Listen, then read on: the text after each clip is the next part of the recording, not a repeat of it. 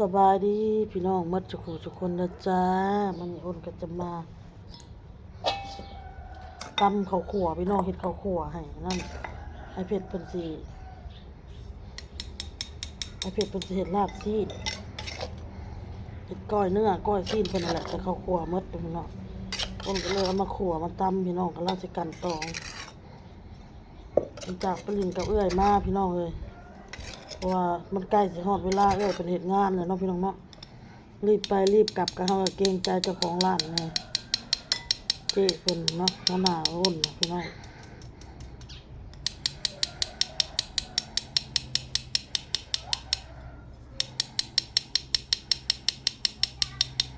ต้องพี่น้องให้เขาขัวใหม่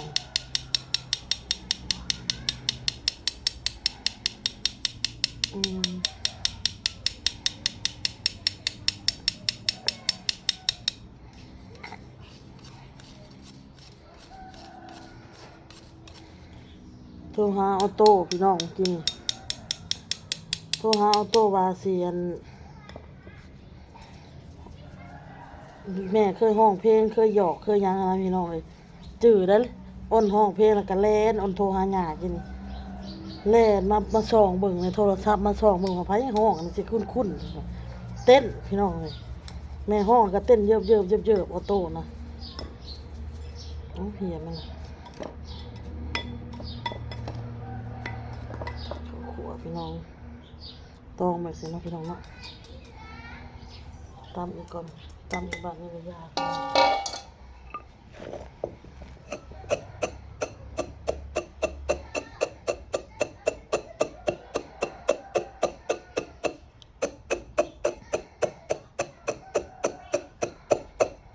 อ้นนะพี่น้องเอฟซีที่คอมเมนต์มาเลยพี่น้องเลยต่างๆนานาหลายอย่างพี่น้องเลยอ้นบ่เคยคิดจะเกลียดก็จะโกรธจะอีหยังเนาะพี่น้องเนาะอ้นบ่มีอีหยังเลยพี่น้องเด้อสิมาเว้าสิมาคิดอีหยังมาตอบโต้อ้นมีแต่ขอบคุณพี่น้องเลยจะคำว่าขอบคุณเลยพี่น้องเด้อขอบคุณเอฟซีมาจากคนที่เขามารับชมรับฟังเบิ่งคลิปให้พี่น้องเนาะเอฟซีสิคอมเมนต์สิเว้าอีหยังให้อ้นอีหยังก็อย่าพี่น้องอ้นก็สิมีแต่ว่าขอบคุณมากๆพี่น้องพี่น้องเนาะ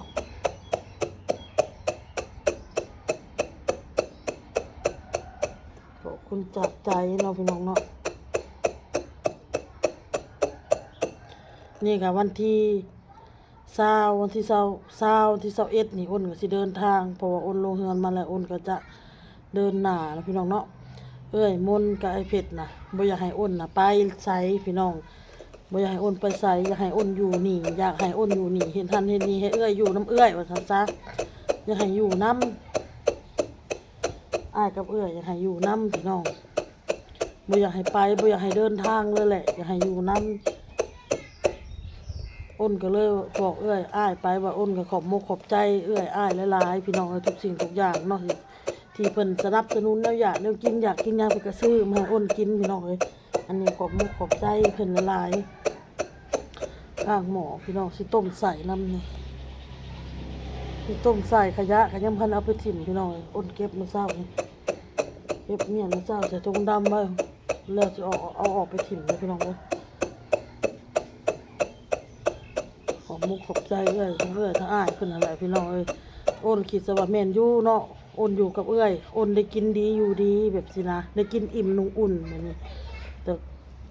เฮาหันหลังไปผัดยังมีผู้ครองเฮาสิเด้พี่น้องอยู่ทางบ้านอ้นก็เลยว่าแม่นอยู่น้ำเอ้ยน้ำอ้ายเฮาสบายแบบสินะแต่ทางบ้านเฮาเขาก็จำเป็นพี่น้องเอ้ยจำเป็นต้องได้เฮาต้องได้ไปเฮ็ดงานแบบสินะอ้นต้องได้เฮ็ดงานอ้นต้องไปหางานต้องไปทำงานสิหาเงินส่งไปทางบ้านเฮากินแต่เฮาอิ่มแต่เฮาบัดลูกเต้าเฮาเด้ไปสินะเลยอ้ายก็เลยโอ้ไปก็ไปอธิบายบ่แม่นว่าบ่อยากอยู่หยังนำเรื่องอยู่เพิ่นเฮาโตคนเดียวมันแม่นอยู่เฮาอยู่ได้พี่น้องแต่อันนี้เฮาครอบครัวเฮาเด้ต้องกินต้องอยากคนทางบ้านเฮาก็ต้องจำเป็นต้องกินนะถ้าคือจะว่าเฮาโตคนเดียวนี่เฮาบ่มี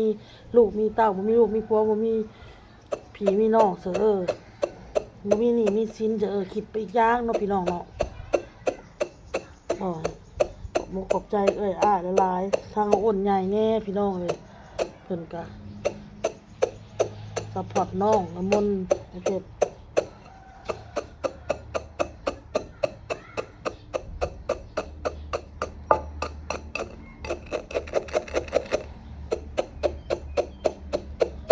คันว่าอ้ายว่าอยู่บ่ไปอยู่นำนี่แหละอยู่นี่แหละบ่ต้องไปอันใดก็ต้องได้ไปพี่น้องพออ้นนัดกับเฒ่าแก่แล้วเพราะว่าเฒ่าแก่เพิ่นว่าห้ามตัวเด้เพิ่นเว้าห้ามตัวได้คันว่าสิมาแล้วสิยกเลิกโพสต์แล้วสิบ่เอาไผแล้วสิท่าเอาอันอ้นไปสินะเพิ่นว่าเขาสิท่าเอาสิท่าเอาเจ้าเพิ่นก็ถามอ้นก็บอกอธิบายเพิ่นไปว่าอ้นเป็นคนรูปร่างอ้วนนะซั่นน่ะสิเพิ่นก็ถามว่าเจ้าสิไหวบ่อ้วนอีหยังเพิ่นบ่เกี่ยงเนาะเพิ่นว่าเจ้าหันสิยืนไหวบ่สิเฮ็ดไหวบ่เราถามอ้นก็เลยบอกว่าได้บ่ได้ก็ลองไปเบิ่งนี่แหละเฮาสิสู้อ้นว่างี้กับเพิ่นเนาะเฮาสิสู้ตายอ้นว่าได้บ่ได้ก็สิสู้ตายเลยว่ะนั่นล่ะพี่น้องเอ้ยถ้าสมมุติว่ามื้อใดมื้อหนึ่งอ้นตายก็ฝาก FC พี่น้องติดตามช่องคือเก่าพี่น้องเอ้ยผู้เพิ่นสิยังมีชีวิตเฮ็ดต่อ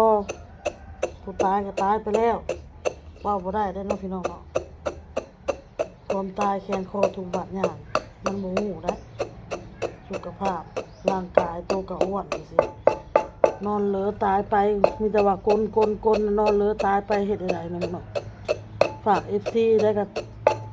ติดตามให้คือเก่าพี่น้องเอ้ยให้คนนั้นให้ลูกให้เต้าหั่นแหละพี่น้องเฮ็ดต่อแล้วก็บ่ปะบ่ทิ่มครอบครัวอ้นเด้อพี่น้องเด้อถ้าอ้นบ่อยู่ในจุดนี้แล้วก็ได้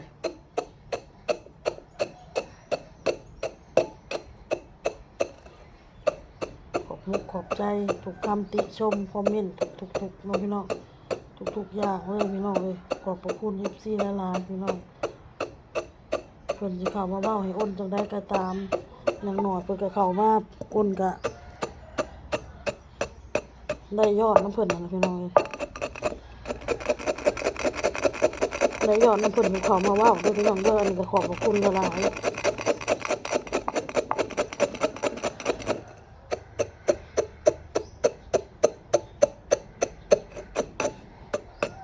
ตำข้าวคั่วไว้ก่อนสิต้มใส่พี่น้องหลังจากตำข้าวคั่วแล้วสิต้มใส่ไว้ให้เอื้อยเพิ่นให้ต้มใส่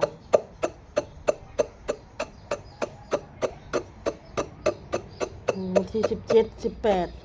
19 20บ่เกิน2-3 มื้อหรอกพี่น้องเอ้ยก็สิเห็นอ้นอยู่เห็นกะ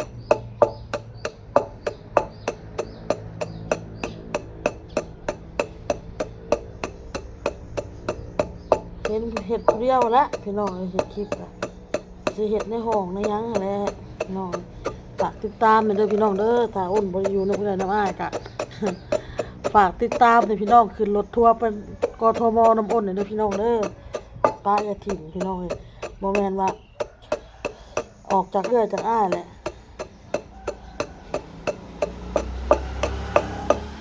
ออกจากเรือจากอ้ายไปเลย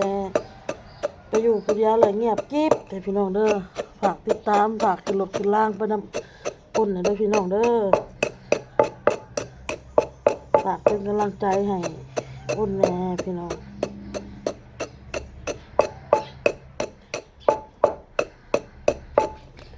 ที่อ้นออกมาเว้าหันเว้านี่พี่น้องอ้นก็เว้านํคอมเมนต์ตาม FC แหละพี่น้องเอ้ยเพิ่นเว้าแบบนั้นแบบนี้เฮาก็อ่านคอมเมนต์เพิ่นเนาะเฮาก็เว้าไปตามเพิ่นอ่านไปตามเพิ่นบ่ได้บ่แม่นหรอกตอบโต้เด้อพี่น้องแค่อยากอธิบายส่วนบางส่วนเนาะพี่น้องเนาะที่ให้เพิ่นเข้าใจเฮาหากที่เข้าใจหรือบ่เข้าใจก็บ่ฮู้พี่น้องแต่ก็อยากออกมาอธิบายอยากออกมาเว้าให้เพิ่นเข้าใจเฮาบ้างเนาะ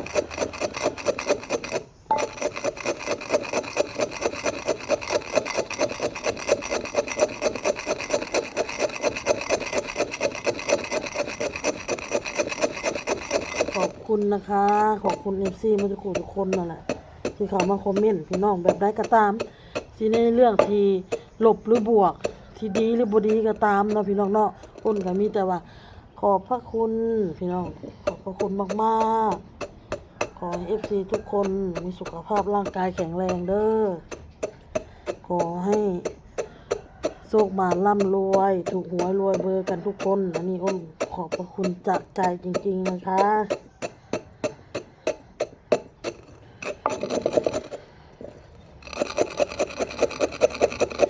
เอาพี่น้องคลิปนี้ก็บ่มีหยังดอกสิมาเว้าพี่น้องก็อยากขอบคุณ FC มาทุกคนนั่นแหละพี่น้องที่เข้ามาคอมเมนต์ด้วยพี่น้องเด้อคลิปนี้พี่น้องแล้วก็ฝากเป็นกำลังใจให้อ้นทำคลิปไปเรื่อยๆคลิปหน้าพี่น้องถึงจะได้งานทำแต่เวลาเราไม่ได้ทำงานเวลาส่วนตัวหรือเราว่างอย่างนี้เราก็จะทำให้ FC ดูว่าทำอะไรกินอะไรนะพี่น้องเนาะ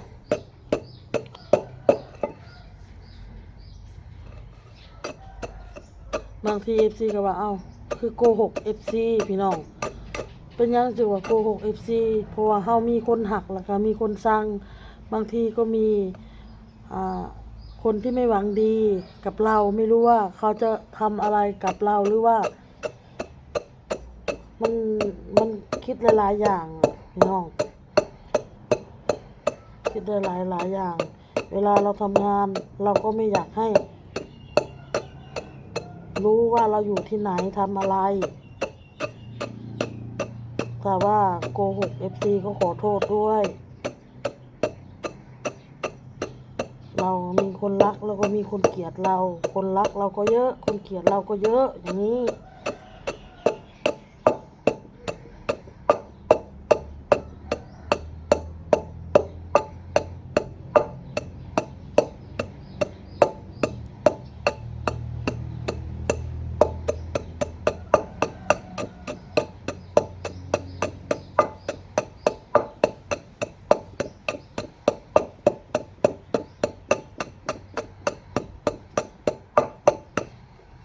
ไปอยู่จนพละเจ้เพิ่นหัวหน้าเพิ่นเฮ็ดบัตรให้เพิ่นพี่น้องเลย